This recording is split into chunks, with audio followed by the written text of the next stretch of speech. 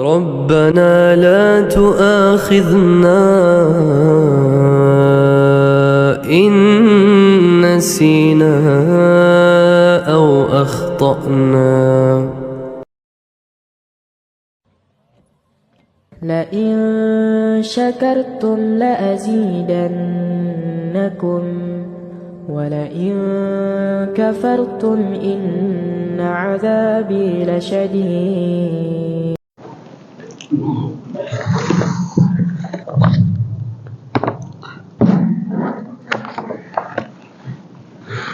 Bismillahirrahmanirrahim.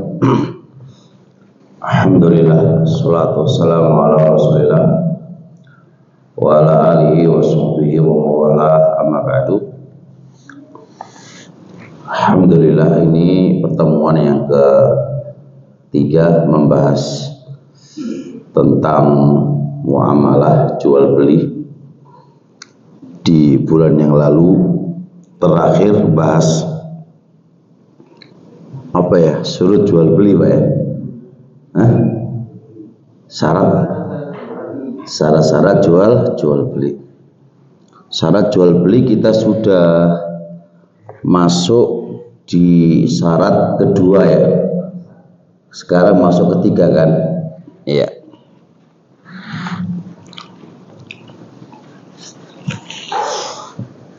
Perlu dicatat biar nggak lupa ya. Syarat ketiga dari syarat-syarat jual beli, ayakunal abid, orang yang bertransaksi baik pembeli maupun penjual harus memiliki barangnya, atau dia atau orang yang menempati posisi dia.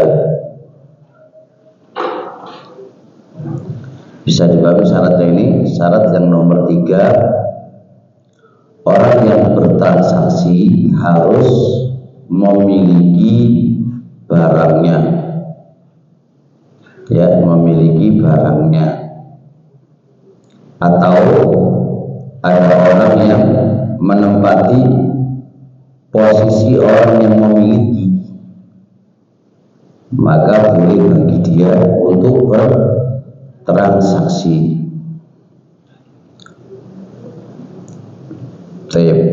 Bisa dipahami? Jadi kalau ada kata ada penjual jual barang yang dia tidak memiliki barang itu, sah nggak jual belinya? Enggak, kan dia nggak punya barangnya. Andai kata ada pembeli terus memberikan uang ke kita, tapi bukan uangnya dia, bukan uangnya dia, dan dia juga bukan memposisikan posisi orang yang memiliki uang, maka berarti transaksi bagi dia tidak sah, karena harus pembeli punya barangnya, penjual juga harus punya barangnya. Bisa dipahami ini Pak ya? Deal Pak? Deal? Baik.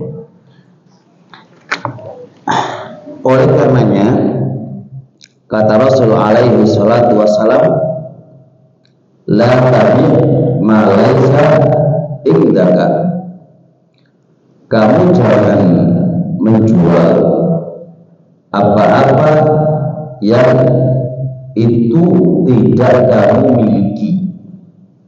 Kamu kalau nggak punya, ya jangan jualan. Baik. Berapa banyak sekarang Pak ya di online, tinggal masang barangnya orang lain, dia sudah bisa jualan. Udah transaksi, baru dia nyari barangnya. Transaksi duluan, baru dia mencari barangnya karena dia nggak punya barang, maka ini transaksinya batal dan tidak sah.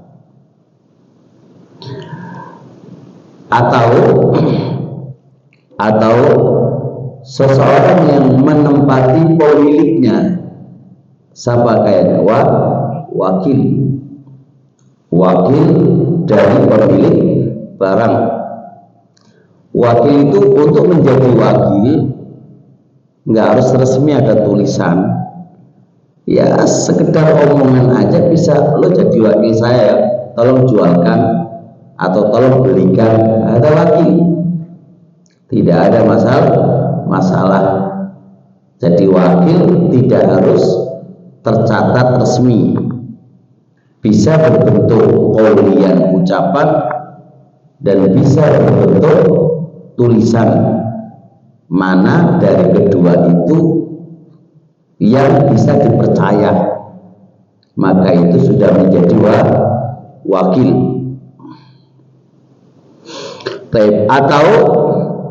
Atau dia menjadi walinya anak kecil, atau walinya anak yatim, atau walinya orang gila. Anda membelanjakan hartanya anak yatim, ya kan?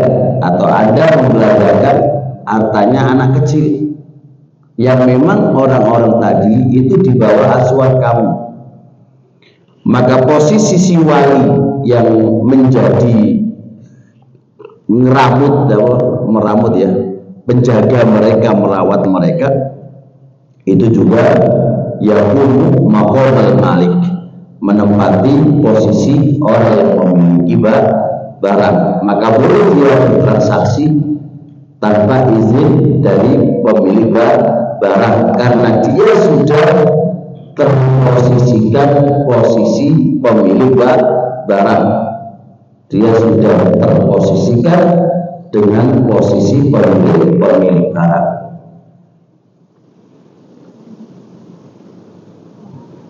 Bisa dipahami? Aman, Pak? Ingat loh, transaksi sekarang ini banyak loh ya. Dan kalau nggak paham, saya kasih sebuah kasus. Ini ada kasus, Pak. Kasus. Misal contoh, jenengan itu tahu kalau mobil saya itu mau kujual atau rumah saya kujual, tapi saya tidak mewikalakan ke jenengan. Jenengan tahu harga mobil saya dan rumah saya tahu. Taruhlah mobil itu harganya 200 juta misal contoh. Terus Anda kebetulan ketemu pembeli, jenengan foto mobilnya, jenengan paham mobil saya, jenengan sifatkan dengan sifat yang luar biasa begitu, seakan-akan pembeli itu melihat barangnya dengan persifatan Anda, persifatan yang sempurna. Terus jenengan bilang, aku jual ke ente harga 220 juta. Deal, Pak. Transaksi sudah deal. Berarti jenengan tadi menjual mobil saya itu tanpa izin dengan saya. Paham ya? Itu inisiatif jenengan sendiri. Inisiatif jenengan sendiri. Nah, transaksi semisal ini secara kaidah dan syarat jual beli, maka itu apa? Tidak sah. Tidak sah kan? Tapi untuk kasus ini ada dua pendapat di antara para ulama. Yang masyhur di mereka namanya tasarrufun fuduliyun. Perbuatan teman tadi itu namanya tasarrufun fuduliyun. Istilahnya fuqaha itu namanya tasarrufun fuduliyun. Itu ada dua pendapat di antara mereka. Pendapat pertama tidak sah, karena rukunnya jual beli tidak terpenuhi di sini. Dia tidak ada izin dari pemiliknya, dan dia juga tidak menempati posisi pemilik. Berarti transaksi Anda tidak sah. Pendapat yang kedua, sah, tapi dengan syarat. Apa syaratnya? Penjual tadi laporan dulu ke pemilik barang. Paham? Kalau pemilik barang mengokekan, berarti sah, tanpa harus mengulang akad baru. Tapi kalau pemilik barang tidak oke, maka berarti batal. Pendapat ini yang paling kuat insya Allah, Pak. Karena di sana ada hadis yang khusus tentang ini, yaitu pernah Rasulullah SAW itu menyuruh seorang sahabat untuk membeli satu kambing dengan 1 dinar. Berarti akadnya gimana? Suruh beli 1 dinar, dapat 1 kambing. Itu akadnya, Pak. Nah, sahabat ini malah 1 dinar dibelikan dua kambing. Setelah itu 1 kambing dijual, Pak, dapat dijual kembali, dapat 1 dinar.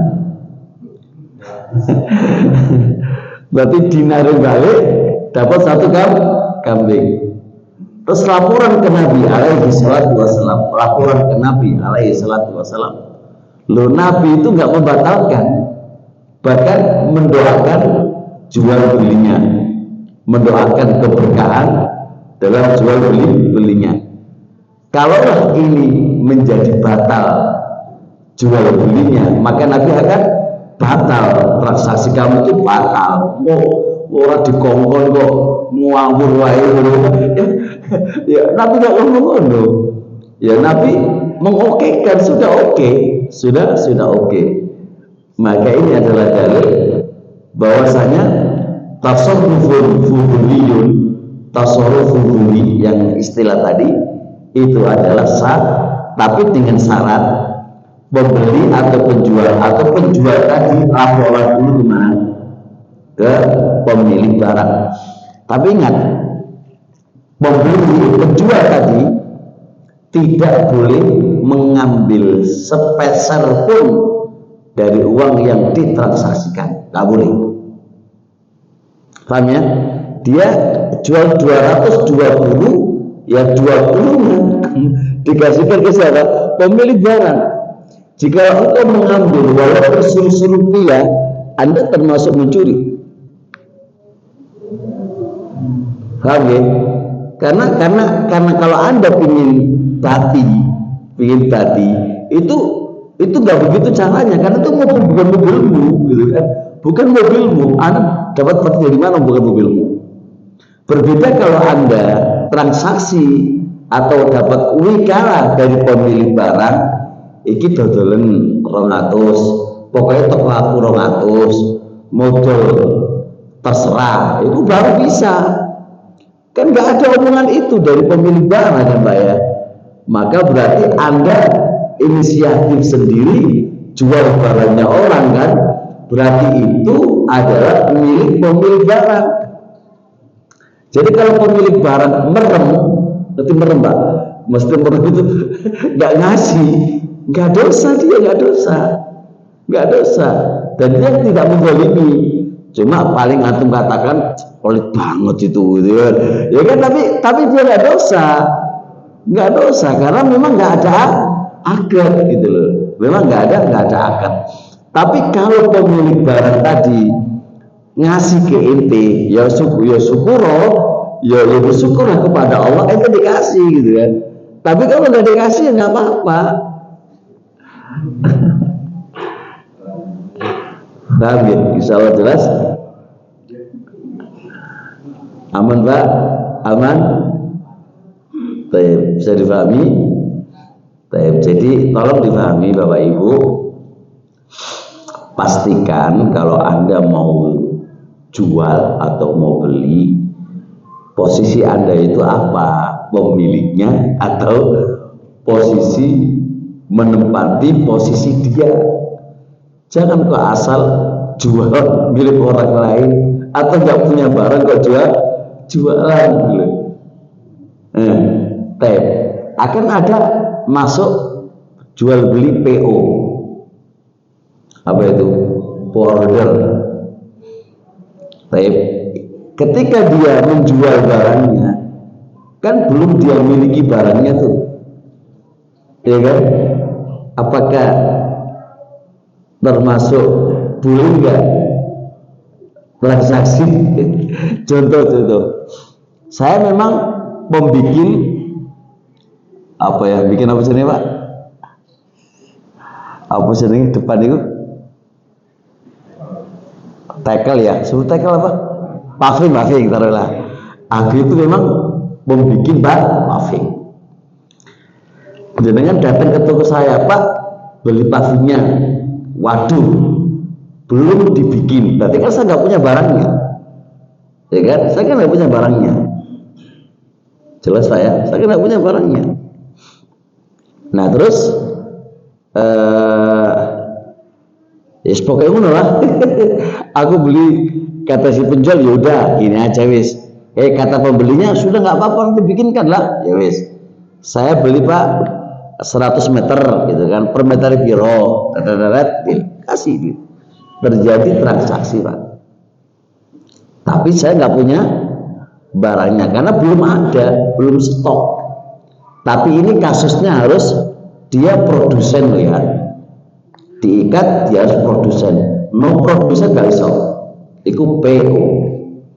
Di sini di istilah fikih namanya bayul istisna.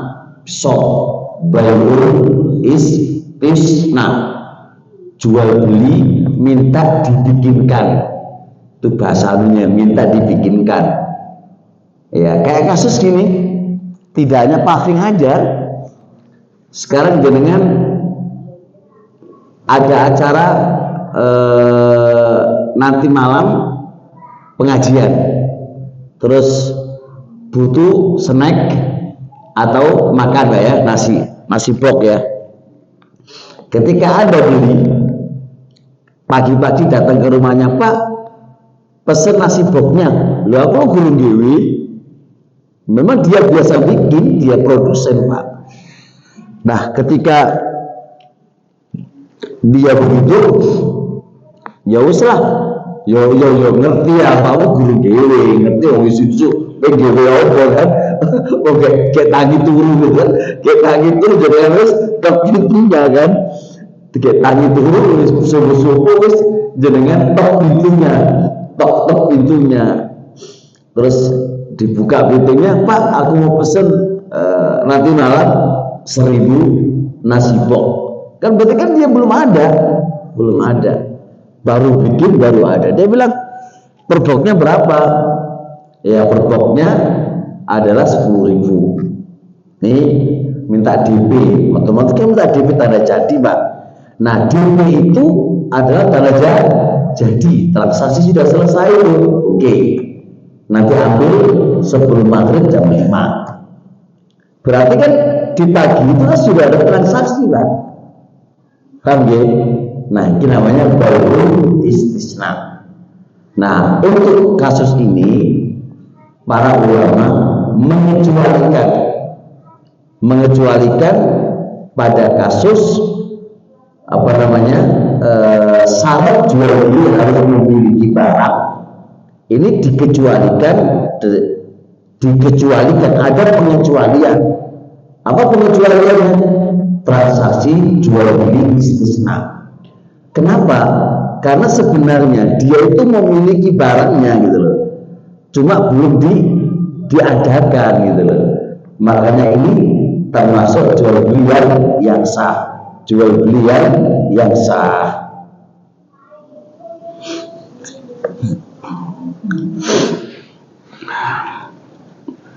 Jelas insya Allah. Ada pertanyaan seputar syarat yang ketiga ini Pak?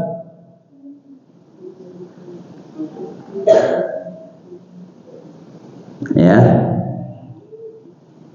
Dan ini batal loh kalau jenengan nggak punya barangnya terus kemudian jualan iki ya ngawur. Kayak misal contoh, saya datang ke toko bangunan untuk beli semen, ya beli semen. Ternyata semennya habis, dia belum beli, belum kulak. Berarti kan dia bukan produsen, ya kan? Kan rata-rata terjadi transaksi itu. Ya wis, aku beli 100 sak ya. Berapa? 100 sak duitnya. Per 100 sak 55.000. Udah transaksi, Pak. Ini transaksi haram, nggak boleh. Dan bisa batal. Kenapa? Pemilik toko belum punya barang. Belum pula barang. Tapi dia sudah transaksi, itu nggak boleh. Jangan disamakan dengan bai'ul istisna. Kalau bai'ul istisna itu produsen, sedangkan toko bukan produsen. Kecuali kasus dia memang membuat apa? Bikin batu bata atau apa tadi, vaping atau yang lain.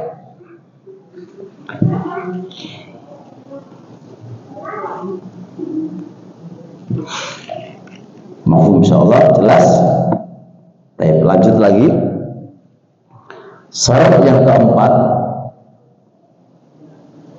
dari syarat-syarat jual beli, barang yang dijual harus mubah untuk dimanfaatkan.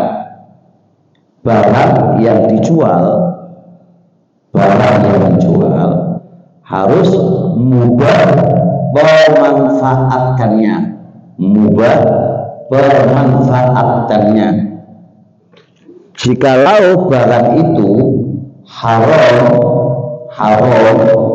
untuk dimanfaatkannya, maka tidak boleh bertransaksi dengannya. Bahkan kalau transaksi, maka itu hukumnya batal. Contoh kayak apa? Transaksi jual beli khamr.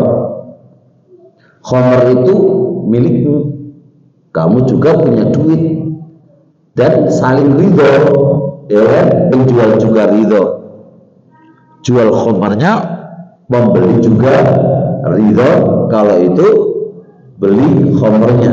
Dan yang jual itu juga berakal, bukan orang gila, orang berakal. Cuma syarat keempat tidak terpenuhi di sini. Apa syarat keempat itu? Barang harus mubah dimanfaatkannya. Sedangkan khamr pemanfaatannya hukumnya apa? Haram. Berarti nggak boleh. Nggak boleh. Jual beli khamr batal. Jual beli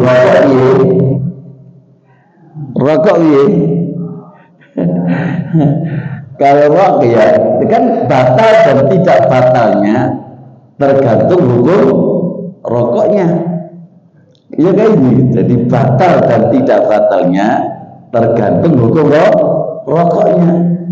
Kalau Anda berpendapat rokok itu apa? Haram, berarti kan transaksinya batal. Kalau Anda condong itu makruh, berarti apa? Sah, tapi makruh.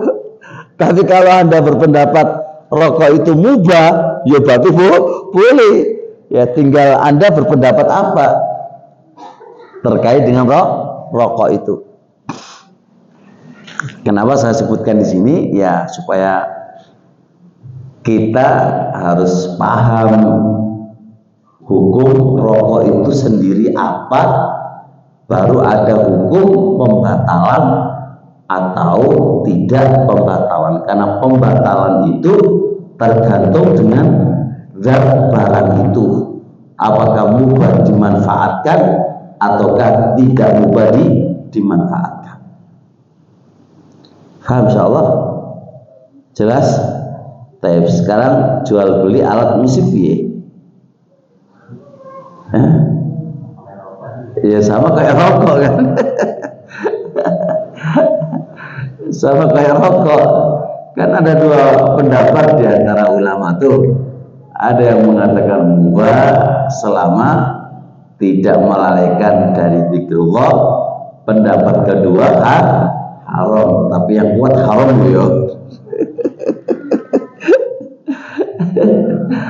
Diskusinya ini panjang ya, tapi kalau mau diskusi kita bisa dalilnya gitu kan. Tapi artinya ini kan Lana ada perbedaan, dan barangkali sebagian manusia kan berpendapat kan boleh. Nah kalau kita berpendapat itu haram, ya terus dia berpendapat boleh, gimana coba? Kita nggak bisa membatalkan sesuatu yang dia berkeyakinan boleh, kan repot. Tapi pendapat yang paling kuat tidak boleh dan haram hukumnya. Nah, kalau menurut keyakinan kita, transaksi jual beli alat musik ya hukumnya haram. Hukumnya haram. Karena apa? Pemanfaatan dari barang itu diharamkan oleh Allah Subhanahu wa ta'ala. Kayak misalnya contoh emas. Orang laki-laki jual atau beli emas, batal nggak transaksinya?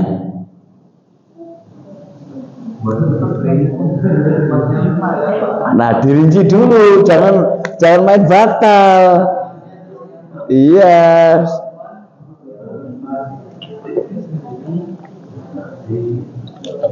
Hati-hati. Engkau nak sampean terlalu kaku, mas haram mas. Terlalu kaku kan, lalu main haram aja kan. Ya jenengan tanya, mas iki untuk siapa? Tak dewi lah ya wes. Kalau dia bilang saya pakai sendiri ya sudah, berarti transaksi ini tadi haram dan batal karena manfaat daripada emas dipakai untuk laki-laki hukumnya apa? Haram. Dalil tentang haramnya itu apa? Kata Rasulullah SAW, idza harramallahu syai'an harramallahu thamanahu. Apabila Allah sudah mengharamkan benda, maka Allah mengharamkan harga benda tadi. Kalau zatnya itu haram, maka harga duit dari harga yang haram itu hukumnya haram, berarti batal. Apalagi contohnya? Apa? Investasi nggak? Investasi emas. Ada apa investasi emas kayak gimana? Oh, buku disimpan. Bahasa investasi jangan bilang disimpan, beda lagi babnya. Kebayang investasi ini ke yang lain, ya nggak apa-apa disimpan, nggak ada masalah. Bahasanya untuk disimpan, sasa. Yang haram kan dipakai, bukan untuk disimpan. Ya, memang investasi terbaik adalah bagian emas ya. Investasi ke orang seringnya tertipu ya. Seringnya tertipu, tapi kalau emas aman di rumah insya Allah selama gak dicuri. Investasi bodong ya. Nah, kemudian masalah baru lagi terkait dengan bahasa pemanfaatan. Pemanfaatan itu terbagi dua. Ada yang pemanfaatannya itu mubah secara mutlak, dan ada pemanfaatan yang itu diikat di keadaan tertentu. Kayak sekarang anjing itu mubah tapi di keadaan tertentu, dia nggak mutlak. Nah, Apakah syarat yang dijelaskan oleh para ulama mubah pemanfaatan itu secara mutlak, atau yang penting bisa dimanfaatkan walaupun di keadaan tertentu saja? Ini perdebatan di antara para ulama ramai banget. Ramai banget. Ada yang mengatakan mutlak. Jadi kalau andai kata ada barang yang barang itu di keadaan ini diharamkan, di keadaan ini diperbolehkan, berarti pemanfaatan dia mubah itu tidak mutlak, maka ini hukumnya haram. Makanya jual beli anjing iki piye? Karena anjing itu diharamkan untuk bukan dimakan, dipelihara pun diharamkan kan. Kalau haram jelas haram dipelihara kan.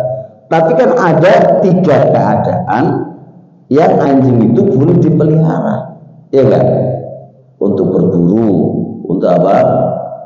Untuk jaga ini, itu kan berarti kan diperbolehkan di keadaan tertentu. Nah, ini repot. Nah, kalau menurut sebagian ulama dengan syarat tadi pokoknya harus mubah, termanfaatkan secara mutlak, berarti jual beli apa? Anjing haram mutlakon. Walaupun Anda untuk berburu, aku beli untuk berburu kau oleh. Kalau mau kasih aja bonus Pak, transaksi kau oleh. Pendapat yang kedua, dan saya condong ini, pemanfaatan itu tidak diikat harus mutlak, karena nggak ada dalil harus mutlak, itu nggak ada. Nah, berarti dari sini jual beli anjing boleh selama pemanfaatannya itu diperbolehkan. Makanya kata Rasul, la tabikal illa lisaidin. Kamu jangan jual anjing kecuali untuk berburu. Berarti kan pertama diharamkan transaksi anjing, setelah itu diperbolehkan. Maka dari situ pemanfaatan mubah itu nggak mesti mutlak ya, boleh terikat dalam kondisi tertentu. Yang penting ono dalili itu orang tua. Jadi ada kata ada gini, kamu jangan jual khomer kecuali, nah kalau ada kata kecuali berarti kan boleh. Nah kalau nggak ada yo kawan mutlak kan gitu. Nggak ada pengecualiannya, nggak ada pengecualiannya.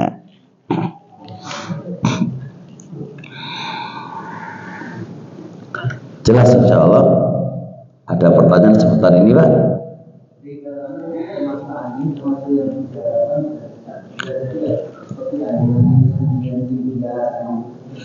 Nggak bisa, haram, yang hanya terkecualikan. Sekarang pertanyaannya jual beli kucing.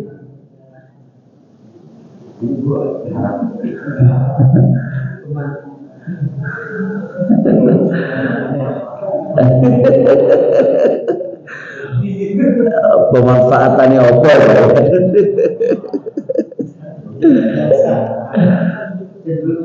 Makanya Rasulullah SAW bahwa semua Rasul itu melarang jual beli kucing. Bahasa kucing ini pun diperdebatkan lagi oleh para ulama. Ada yang mengatakan kucing yang biasa itu yang dilarang, adapun kucing yang hiasan itu diperbolehkan. Tapi dari dua pendapat ini saya condong pendapat yang pertama, karena alif lam pada as-siniwal itu alif lam lil jinsiyah, jenis apa itu kucing. Nah kalau Allah haramkan kucing itu berarti Allah haramkan apa? Harga kucing. Jadi jangan dijual belikan kucing. walaupun itu kucing Anggora atau kucing apa? Persia. Ono kucing Persia barang toh. Ono kucing Inggris. Iya, atau kucing kampung ya. Karena lafaz yang tertera di dalam hadis as-siniwar itu adalah apa? Umum.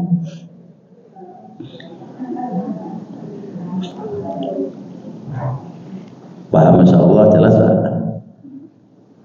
Aman? Ibu-ibu itu aman, ibu-ibu itu. Ganti istilah, kalau itu ganti istilah, ganti makanannya. Beda bahasa intinya bodoh.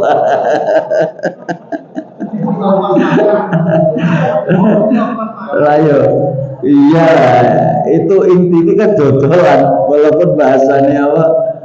Bahasanya makanan walau.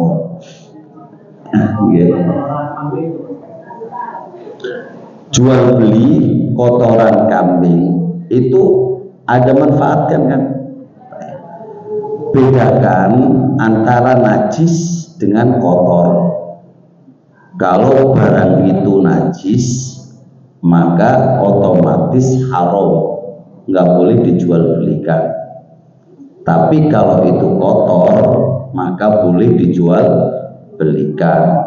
Maka jual beli kotoran kambing, kotoran sapi, manfaatnya untuk pupuk, dan itu tidak najis, hanya kotor, maka itu boleh. Jual beli manusia taruhlah dimanfaatkan, wegani larang loh ya. Bumane nya Pak Heru larangi boleh, larangi butuh emas gitu ya, tetap nggak boleh karena itu najis. Walaupun dimanfaatkan apa aja tetap nggak boleh karena itu najis. Beda dengan kotor Pak ya, kotor nggak mesti najis, kalau najis pasti kok kotor. Jelas ini? Baik, lanjut. Yang kelima, syarat jual beli yang kelima,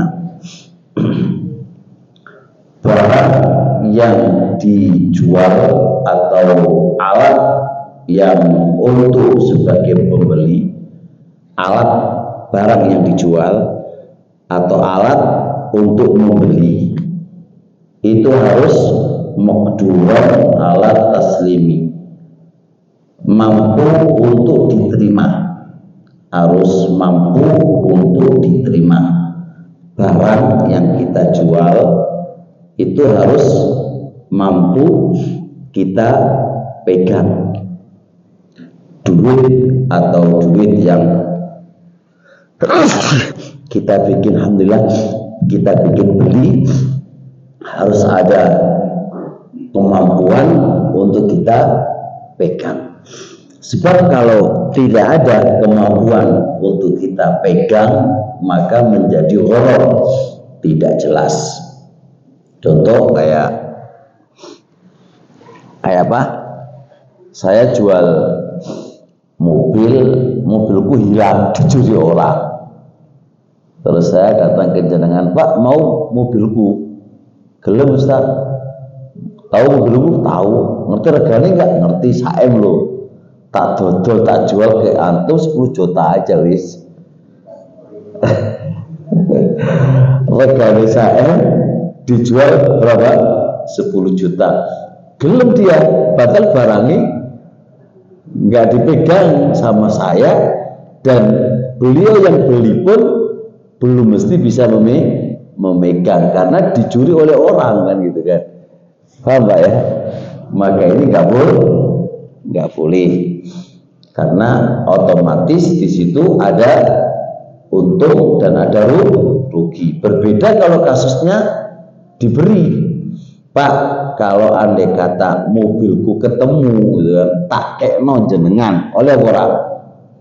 Oleh, karena dia nggak rugi. Ternyata nggak balik-balik pun dia nggak nggak rugi. Tapi kalau habis ngetawain duit 10 juta, nggak bisa. Ada untung, ada rugi. Kalau ternyata ketemu berarti dia untung, ya kan? 1 M jadi 10 juta. Tapi kalau nggak ketemu, benyut dia rugi 10 juta. Dan itu harus difahami ya. Misal contoh kayak transaksi ikan yang ada di laut atau di danau. Iku metu wae Pak, metu wae. Iku tak dol ning awakmu iku. Pira regane? 100.000. Awakmu iso nyekel. Astagfirullah. Anda nggak mampu untuk memegang barang yang kamu beli, maka itu gharar, nggak boleh ya. Dan transaksinya bisa batal, transaksinya bisa batal, bisa Pak ya. Sesuatu yang kita tidak mampu untuk memegangnya Pak, sesuatu yang kita nggak mampu untuk memegangnya, dan di situ ada apa? Ada kemungkinan buntung dan kemungkinan untung yang nggak jelas tadi, maka itu nggak boleh ditransaksikan, nggak boleh terjadi transaksi, karena itu termasuk jual beli gharar.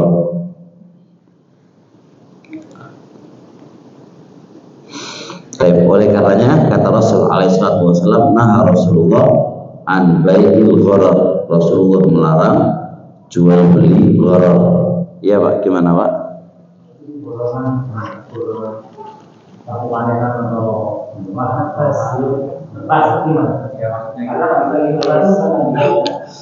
Nebas nanti disyarat ke 6 Pak, belum. Kan nebas itu kan masih bisa kita pegang tuh, nggak lari Pak barangnya Pak. Lain nanti ke 6 belum.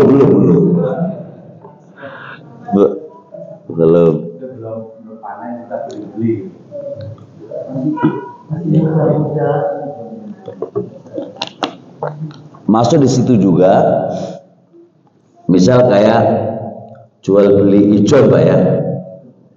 Jual beli ijon itu buah yang belum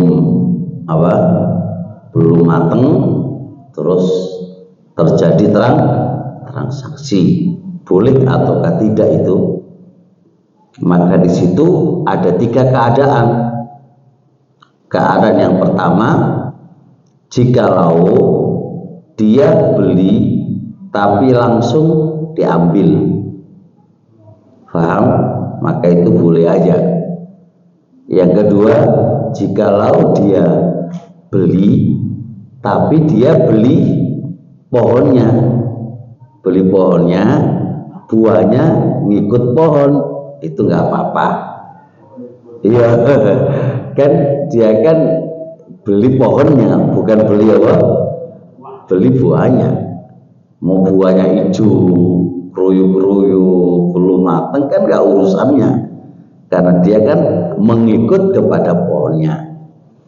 Poin ketiga yang tidak boleh adalah Anda beli yang masih muda, terus menunggu waktu matangnya baru diambil.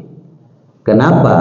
Karena masa akad pembelian dengan waktu pengambilan itu ada waktu yang agak lama. Nah, siapa yang menjamin di antara dua waktu itu? Semisal waktu ketika akad nggak ada jaminan kan, maka Anda ingin mengambil di saat panen seperti yang jenengan transaksikan ketika di awal, itu nggak bisa, karena di situ bisa jadi ada hama, ada topan, ada apa, nggak jelas. Tidak boleh. Nah Rasulullah al-bai'a wal muta', Rasul melarang antara penjual dan pembeli, kedua-duanya dilarang oleh Rasul alaihi salatu wassalam. Nggak boleh bentuk ridho, itu nggak boleh. Tapi masyarakat ini Masya Allah, lebih ngeri lagi Pak. Wong ada buahnya sing kentil gak oleh, mereka sudah beli 5 tahun, bayangkan. Ada nggak di sini? Oh no, Jo, desa ku akeh wis tak beli 5 tahun. 5 tahun kan beli buahnya toh? Enggak? Hah? Bu, ya bahasanya nyewa, tapi nyewa apa nih? Nyewa buahnya. Iya bahasanya nyewa, tapi nyewa apa yang disewa? Oh enggak, kecuali kalau nyewa tanahnya, logikanya logis lah nyewa anunenya. Iki nyewa pohon disewa diapakno?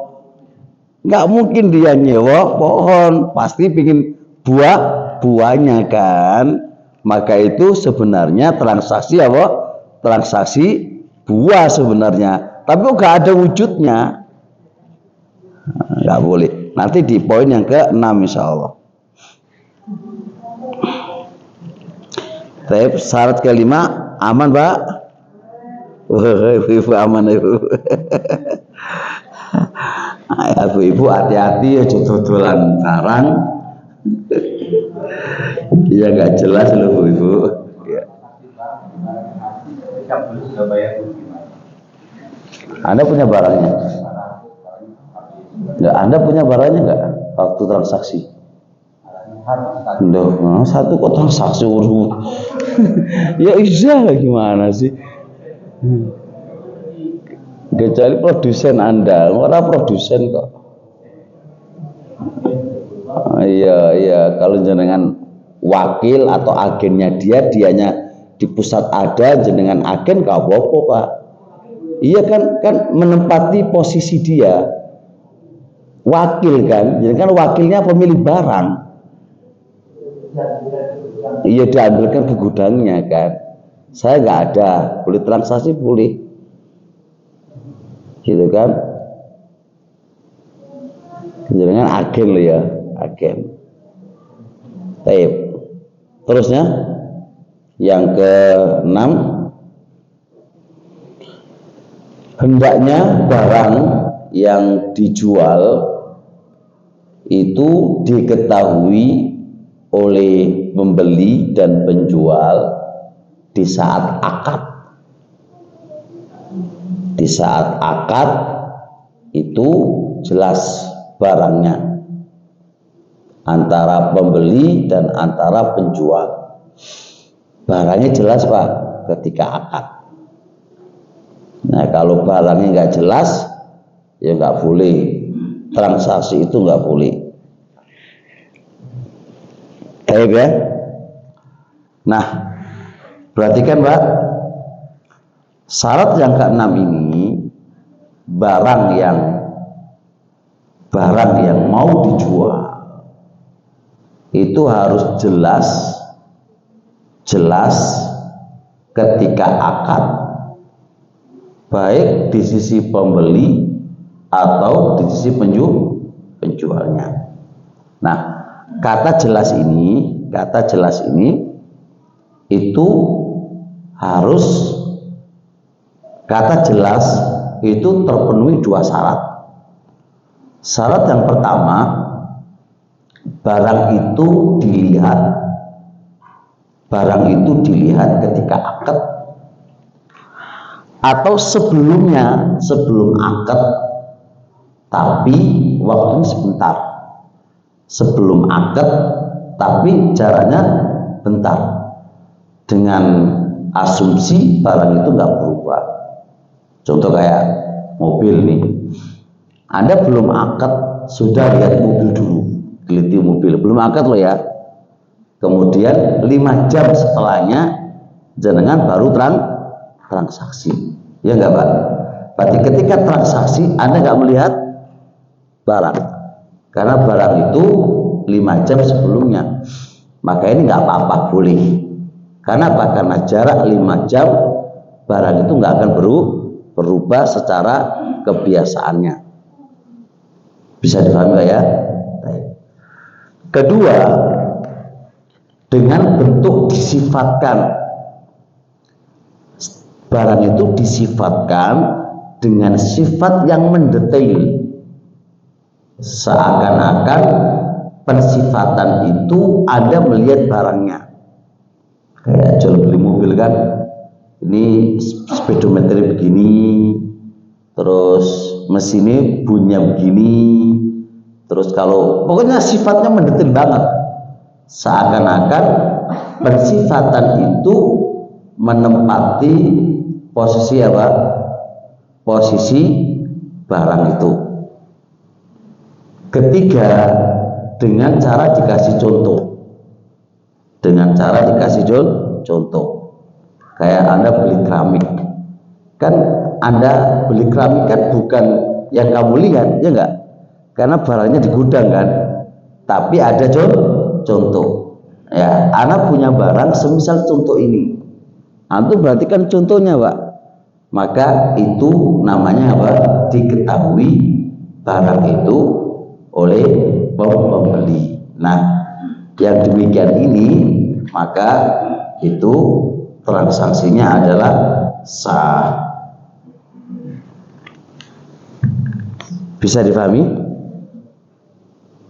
Baik ya. Jadi jual beli dengan contoh boleh nggak? Boleh ya, sah saja. Kayak di online kan contoh KB, Pak. Nah kalau batal iya, ya, tapi tetap nanti bersyarat, ternyata kok datangnya barang tidak semisal kayak contoh, berarti itu ya dikembalikan karena nggak sesuai dengan contoh kan gitu kan. Artinya tidak melanggar apa? Tidak melanggar aturan kalau itu dengan contoh. Bisa dipahami insyaallah.